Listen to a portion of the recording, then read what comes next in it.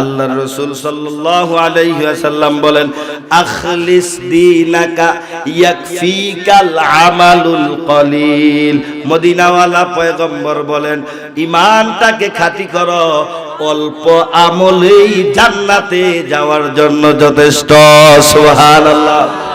আমল বেশি না অল্প? জোরে বলেন। জান্নাতে যাওয়ার জন্য বেশি আমল দরকার না অল্প? ভালো না বেশি?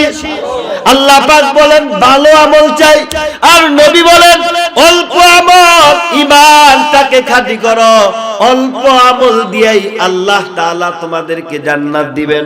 এজন্য আপনাদের কাছে আমার একটাই রিকোয়েস্ট এবং মেসেজ থাকবে, সেটা হলো সামনে রমজান আসতেছে, আমরা যারা আমাদের মা বাবার সাথে আমরা যারা খারাপ ব্যবহার করি, ও যুবক ভাই, ও বৃদ্ধ বাবা, আমরা যতই আমল ইবাদত বন্দেগী করি না কেন, মা বাবা যদি অসন্তুষ্ট হয়, আমার আল্লাহ কিন্তু অসন্তুষ্ট হবে, ঠিক কিনা?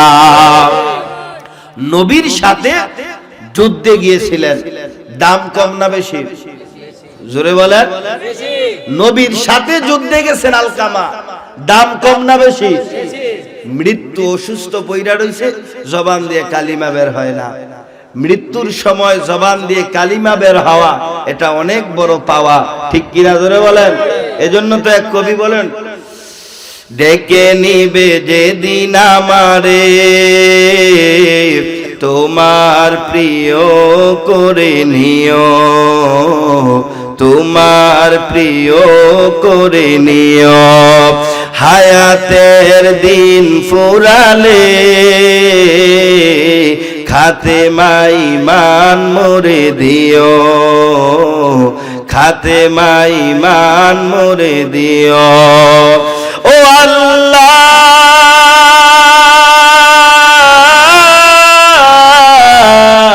আল্লাহ, কালিমা নসিব মোরে দিও, কালিমা নসিব মোরে দিও। আল্লাহ আমাদের সকলকে মৃত্যুর সময় জবানে কালিমা নসিব করিয়েন, পড়ি আমিন। আলকামা নবীর সাথে যুদ্ধে অংশগ্রহণ করেছেন, অনেক দামি ব্যক্তি, মৃত্যু শয্যায় সজ্জিত, জবান দিয়ে কালিমা বের হয় না। সাহাবায়ে কেরাম পেরেশান, কি ব্যাপার, জবান দিয়ে কালিমা আসে না কেন? নবীজিকে খবর দেওয়া হলো, নবীজি আসলেন, আসার পরে দেখতেছেন করুণ অবস্থা, সাহাবীর জবান দিয়ে কালিমা বের হয় না। এবার নবীজি বললেন, ও সাহাবায়ে কেরাম, আলকামার মাকে একটু ডেকে নিয়ে আসো। এবার আলকামার মা আসলেন, আসার পরে আমার নবী ডাক দিয়ে বললেন, ও আলকামার মা, আপনার সন্তানের অবস্থা বড় খারাপ, জবান দিয়ে কালিমা বের হয় না, আপনি কি তার প্রতি রাগ করছেন নাকি? কি করছেন? এই কথা শোনার পর আলকামার মা জবান দিয়ে, তো আলকামার মার চক্ষু দিয়ে টপ টপ করে পানি বের পড়তেছে। আলকামার মা কাঁদতেছে আর বলতেছে, ইয়া রাসূলুল্লাহ, ওগো নবীজি, এই আলকামার ব্যাপারে আপনি আমার কাছে কোনো কথা বলিয়েন না। ইয়া রাসূলুল্লাহ, এই আলকামা বিবির কথা শুইনা আমার সাথে অনেক খারাপ ব্যবহার করছে। ও নবী, আমার অন্তরটা ভেঙ্গে চূর্ণ বিচূর্ণ করে দিয়েছে, এই আলকামার কথা আমি আর শুনতে চাই না।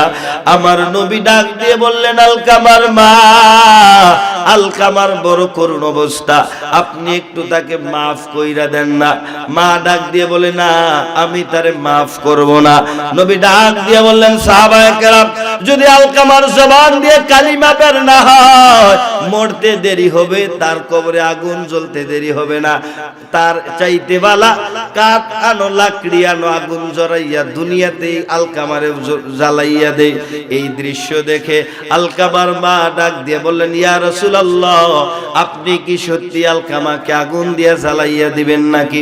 বলে, হ্যাঁ, যদি জবান দিয়ে কালিমা বের না হয়, এমনিতেই তো মরার পরে আগুন দিয়ে জ্বালাইয়া দেওয়া হবে, কবরে আগুন ধাউ ধাউ করে জ্বলবে, সুতরাং আগেই তাকে আগুন দিয়ে জ্বালাইয়া দেয়। আলকামার মা ডাক দিয়ে বললেন, ইয়া রাসূলুল্লাহ, ওগো নবীজি, আমি কি আলকামাকে 10 মাস 10 দিন পেটের মধ্যে গর্ভে ধারণ করি নাই? ও নবীজি, আমার সাথে খারাপ ব্যবহার করছে, তার চেহারাটা চাইলে আমার অন্তরটা ভেঙ্গে চূর্ণ বিচূর্ণ হয়ে যায়। বিবির কথা শুই না আমার সাথে খারাপ ব্যবহার করছে। ইয়া রাসূলুল্লাহ, আমার সন্তানটাকে আমার চোখের সামনে আগুন দিয়া জ্বালাইয়া দিবেন, এটা আমি মা সহ্য করতে পারবো না। ইয়া রাসূলুল্লাহ, ওগো নবীজি, আমি আলকামাকে মাফ করে দিলাম। আল্লাহু আকবার। আলকামার মা মাফ করতে দেরি হয়, জবান দিয়ে কালিমা পড়তে দেরি হয় না। লা ইলাহা ইল্লাল্লাহু মুহাম্মাদুর রাসূলুল্লাহ। আল্লাহু আকবার। এই জন্য আপনাদের কাছে বলতে চাই, যদি নবীর সাথে যুদ্ধের ময়দানে অংশগ্রহণ করা এমন ব্যক্তিও যদি মার কাছে আটকা পড়ে যায়, আর আপনার মতো আমার মতো কলিমুদ্দি সলিমুদ্দির কোনো অস্তিত্ব থাকবে না, ঠিক কিনা? ওই যে জুরাইজের মতো আল্লাহর ওলি যদি মার দুয়ার কাছে আটকা পড়ে যায়, আমার আর আপনার তো কোনো অস্তিত্বই থাকবে না, ঠিক কিনা? জোরে বলেন। এজন্য আপনাদের কাছে আমার একটাই মেসেজ হলো, আজকে থেকে বাড়িতে গিয়ে যাদের আব্বা আম্মা আছে, বাড়িতে গিয়ে আব্বা আম্মার কাছে ক্ষমা চাইবেন, বলে আব্বা আম্মা, আমি ইচ্ছায় হোক অনিচ্ছায় হোক, যাই না হোক না যাই না হোক, দিনে হোক রাতে হোক, যে কোনো মূল্যে যদি কোনো খারাপ ব্যবহার করে থাকি, আব্বা তুমি আমাকে মাফ করে দাও, আম্মা তুমি আমাকে মাফ করে দাও। ও মুসলমান, তোমার মা যদি দোয়া করে, আমার আল্লাহ তোমাকে জিরো থেকে হিরো বানাবে, ঠিক কিনা? ঠিক কিনা জোরে বলেন। যাদের মা নাই বাবা নাই তারা বুঝে আসলে মা বাবা যে কত বড় সম্পদ। এটা যাদের আব্বা আম্মা নাই তাদেরকে ওয়াজ কইরাও বোঝানো যেত না, ঠিক কিনা জোরে বলেন। বাবা যে কত বড় বটবৃক্ষ, এটা যাদের নাই তারাই বুঝে, প্রত্যেকটা কাজে কাজে টের পায়, ঠিক কিনা জোরে বলেন। যাদের মা নাই বাড়িতে গেলে বোঝা যায় আসলে মা যে কত বড় একটা সম্পদ, ঠিক কিনা জোরে বলেন। মা গো তোমার মতো লয় না কেহ, আমায় কোলে টানি, আঁচল দিয়া মুছে না কে,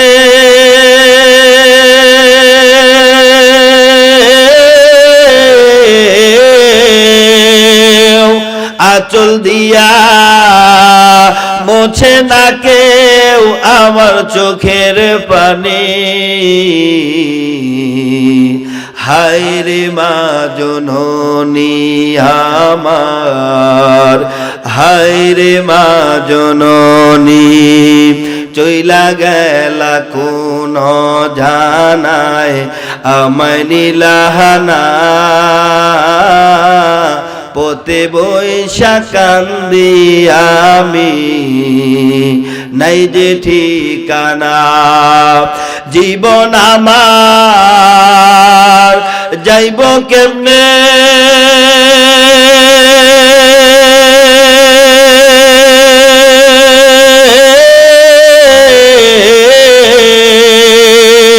জীবন আমার যাইব কেমনে একটু ভাবনি।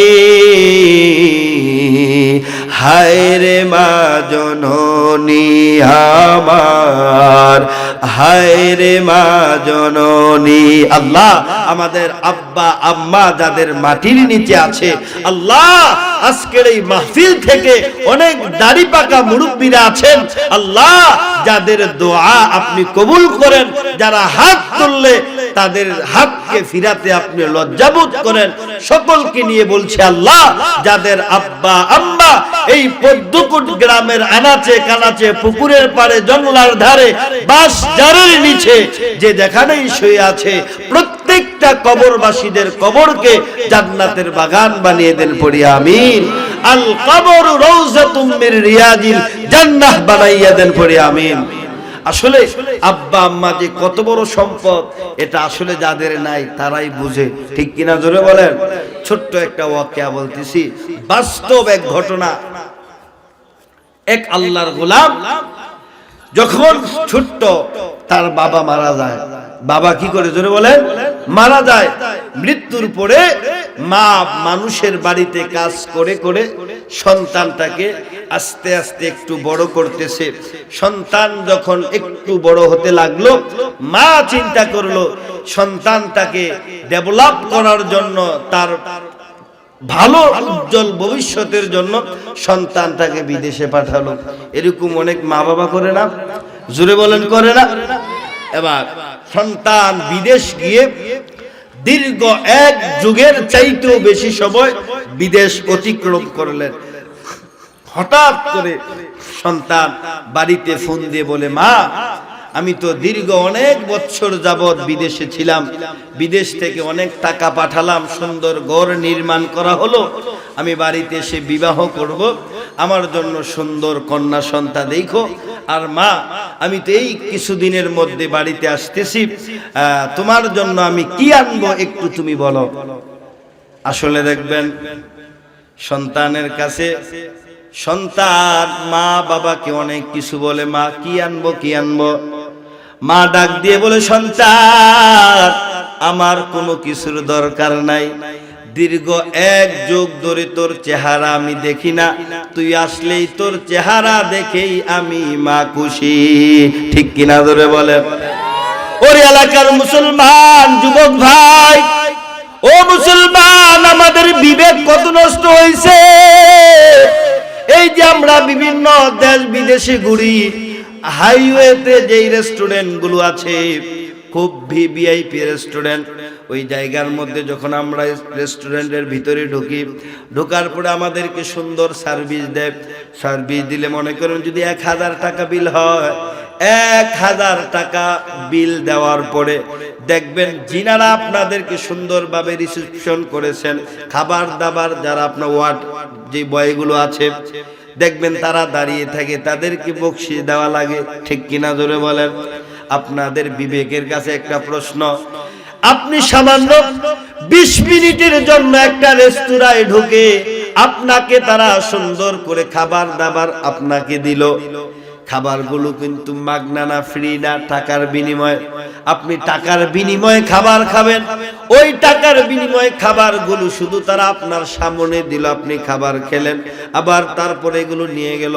সামান্য একটু আপ্যায়নের কারণে আপনি যদি এই বয়দেরকে যদি আপনি বকশিশ দিতে পারেন, আপনার মা যিনি বৎসর কি বৎসর, ওরে মুসলমান, ছোট থেকে নিয়ে তোমার প্রস্রাব পায়খানা গুলো পরিষ্কার করলো, তোমার মনের মধ্যে একদিনও জাগলো না যে আমি আমার মাকে খুশি হইয়া 100 টাকা বকশিশ দেই, ঠিক কিনা ধরে বলেন।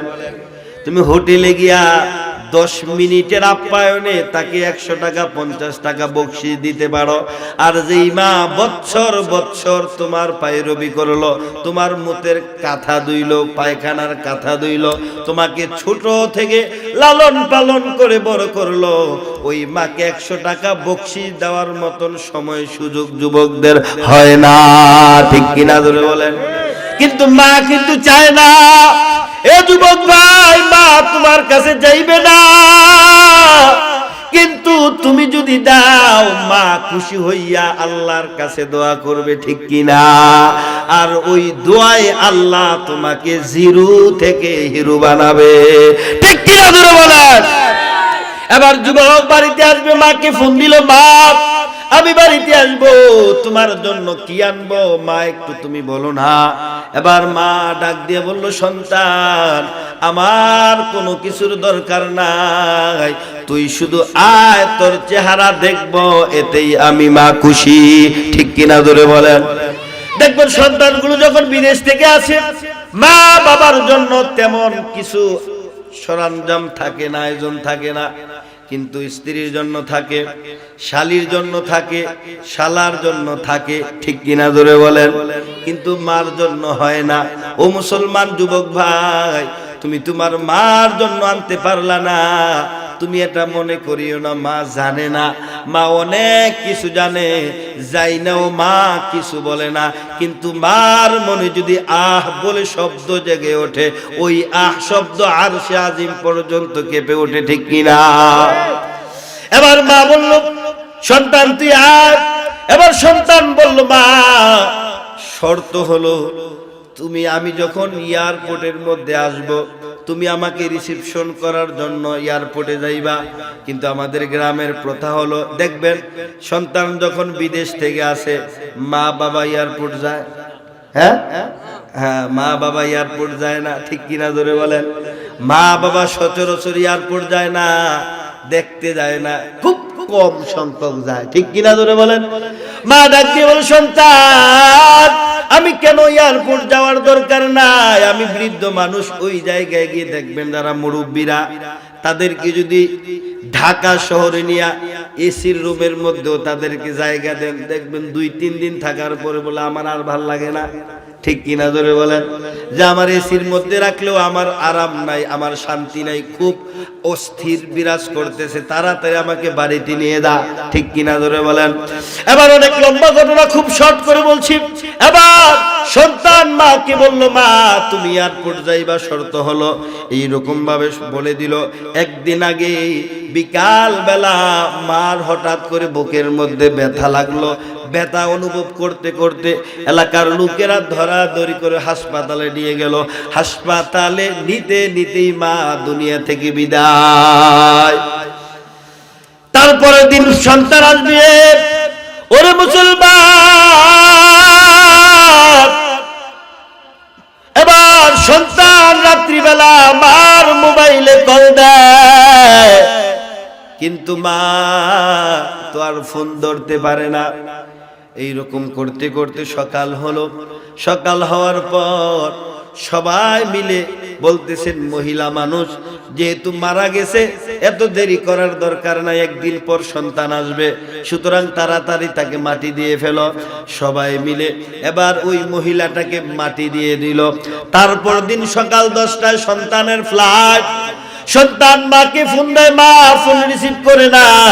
তারপর চাচা ফোন রিসিভ করলো, ডাক দিয়ে বলল ও চাচা আমার মা কোথায়, আমার মা কেন ফোন ধরে না? চাচা ডাক দিয়ে বলল ভাতিজা তোর মার মনটা বড়, তোর মার শরীরটা বড় খারাপ, তোর মা শুয়ে আছে, ডিস্টার্ব করিস না। এইরকম বলতে বলতে সকাল 9টার দিকে, এবার 9টা 10টার দিকে সন্তান এয়ারপোর্টের মধ্যে নামলো। নামার পরে সন্তান তাকিয়ে আছে, তার মা তাকে এয়ারপোর্টে নেওয়ার জন্য এয়ারপোর্ট থেকে রিসিপশন করে বাড়িতে নিয়ে যাবে। ওরে পদ্মকুটের মুসলমান, এবার সন্তান এয়ারপোর্ট থেকে নামার পর চারদিক দিকে তাকায়, কিন্তু মার চেহারা দেখে না। দেখতেছে চাচার সে চাচতো ভাইদের আসছে, ডাক দিয়া বলে চাচা আমার মা কই, আমার মা কই, আমার মা কই? চাচা ডাক দিয়ে বলে ভাতিজা তোর মার শরীরটা বড় খারাপ, তোর মার শরীরটা বড় খারাপ, বাড়িতে আছে। দেখবেন সন্তান মা বাবা মারা গেলে তাৎক্ষণিক সন্তানের কাছে খবর পৌঁছায় না, ঠিক কিনা ধরে বলেন? ইনাইয়া বিনাইয়া বলে, কারণ ছোট্ট মানুষ, আমাদের হার্ট অনেক দুর্বল, সামান্য একটু প্রেসার নিলে স্ট্রোক করে ফেলে, ঠিক কিনা? এই জন্য সন্তানকে বলে নাই। সন্তান বাড়িতে আসলেন, আসার পর দরজা খুলে দেখে দরজা খোলা, সন্তান দৌড় দিয়া ঘরের ভিতরে গেলেন। ঘরের ভিতরে গিয়ে মাকে তালাশ করে পায় না, এই রুমে যায় ওই রুমে যায়, মা তালাশ করে পায় না। এবার সন্তান দৌড়াইয়া চাচার কাছে গেল, চাচির কাছে গেল, ডাক দিয়ে বলে চাচি আমার মা কই, আমার মা কই? চাচি ডাক দিয়ে বলে ভাতিজা এই দুনিয়ায় চিরদিন সবাই থাকবে না, এই দুনিয়ায় সবাই চিরদিন থাকবে না, এই দুনিয়ায় চিরদিন থাকার জায়গাও না। ও ভাতিজা আজ থেকে 2 দিন পূর্বে তোর মা দুনিয়া থেকে বিদায় নিয়ে চলে গেছে। ওরে ভাতিজা তোকে জানাই নাই, তুই সহ্য করতে পারবি না। ওরে পদ্মকুটের মুসলমান, যুবকটা লাফ দিয়া দৌড়াইয়া মার কবরের কিনারায় চলে গেছে।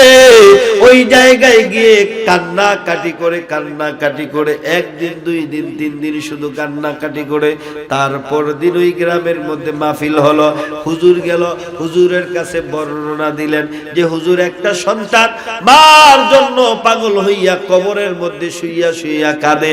হুজুর ওই জায়গায় গেলেন, যাওয়ার পরে যুবকটাকে জড়াইয়া ধরলেন আর বললেন, যুবক তোর মা চইলা গেছে, কাঁদলেও আর মা ফিরে আসবে না, এখন শুধু একটাই কাজ, তোর মার জন্য দোয়া করা, ঠিক কিনা? এই জন্য আপনাদের কাছে বলবো যে আমাদের যাদের আব্বা আম্মা নাই তাদের জন্য আমাদের করণীয় হলো বেশি বেশি করে দোয়া করা। এই রমজান আসতেছে, রমজান মাসে বেশি বেশি করে দান সদকা করবেন। 1/70, ঠিক কিনা ধরে বলেন? সর্বনিম্ন 1/70, সর্বনিম্ন 1 জোরে বলেন 1/70। উপরে আল্লাহ চাইলে কোটিও দিতে পারে, ঠিক কিনা জোরে বলেন? এজন্য রমজান মাস আসতেছে, যাদের আব্বা আম্মা নাই, আব্বা আম্মার পক্ষ থেকে আমরা অনেক সময় বলি আব্বা আম্মার নামে 100 টাকা দিলাম। আসলে আব্বা আম্মার নামে দান হয় না, কার নামে হয়? জোরে বলেন। আল্লাহর নামে দান করতে হয়। কোন পীরের নামে, দরগার নামে, দুর্গার নামে দান হয় না। দান হয় কার নামে? তবে আব্বা আম্মার পক্ষ থেকে, ঠিক কিনা ধরে বলেন? আব্বা আম্মার পক্ষ থেকে মসজিদে দান করবেন, মাদ্রাসায় দান করবেন। আশেপাশে যে সমস্ত দরিদ্র ফ্যামিলিগুলো আছে, বর্তমানে বাজারজাত, আমার পূর্বে যে হুজুর তিনি খেজুরের ব্যাপারে বয়ান অনেক করছেন, সুতরাং এদিক সেদিকে একটু লক্ষ্য রাখবেন। এমন অনেক দরিদ্র ফ্যামিলি আছে, খেজুর কিনে তারা ইফতারি করতে পারবে না। তাদের জন্য কমপক্ষে 1 কেজি না হোক, আধা কেজি হলেও চুপে চুপে, আবার আধা কেজি খেজুর দিয়ে সেলফি তুলে আবার ভাইরাল করেন না। সুতরাং চুপে চুপে ডান হাত দিয়ে ঘরের মধ্যে পৌঁছে দিবেন যে এই খেজুরগুলো তোমাকে দেওয়া হলো, তুমি রমজানে এগুলো দিয়ে ইফতারি করবা। এইরকম ভাবে আব্বা আম্মার পক্ষ থেকে মসজিদ মাদ্রাসায় গরিব দরিদ্রদের মাঝে দান খয়রাত করবেন। আল্লাহ পাক রব্বুল আলামিন এই দান খয়রাত উত্তমের মাধ্যমে আল্লাহ তাআলা আপনার আমার আব্বা আম্মার কবরের মধ্যে শান্তি দিবেন। সকলে বলি আমিন। পারবো তো ইনশাআল্লাহ? যাদের আব্বা আম্মা নাই তাদের জন্য উপদেশ হলো আমরা বেশি বেশি করে আব্বা আম্মার পক্ষ থেকে এই রকম গরিব অসহায় দরিদ্র মসজিদ মাদ্রাসায় দান করব। এবং যাদের আব্বা আম্মা জীবিত আছে তাদের জন্য নসিহত হলো, তোমরা যারা আছো মা বাবার কাছে গিয়ে বলবা, মা অনেক অন্যায় করছি, মা আজকে অনেক অন্যায় করছি, মা তুমি মাফ কইরা দাও। তুমি মাফ করলে, তুমি খুশি হইলে আল্লাহ খুশি হইব। বলতে পারবো তো ইনশাআল্লাহ? পারবো তো ইনশাআল্লাহ? আল্লাহ পাক রব্বুল আলামিন আমাদের সকলকে মা বাবার সাথে ভালো ব্যবহার করার তৌফিক দান করেন। সকলে পড়ি আমিন।